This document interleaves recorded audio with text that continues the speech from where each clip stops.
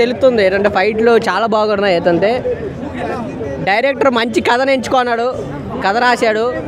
అలాగే రాగా పరిశీలించి శున్నించి కున్నించి దాన్ని దోషించి దీర్చిచ్చి బాగా శ్రద్ధించి పట్టుకున్నాడు కథని.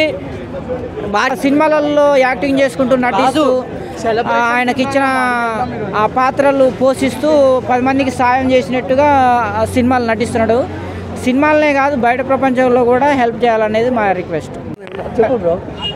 అడగండి. మధ్యలో మిమ్మల్ని మీరు ప్రమోట్ చేసుకోలే. నేను ఇంకో మాట చెప్తాను, నేను ఎక్కడ ప్రమోట్ చేసుకోలే, జరిగింది చెప్తున్నా. జరిగింది నేను చెప్తున్నాను.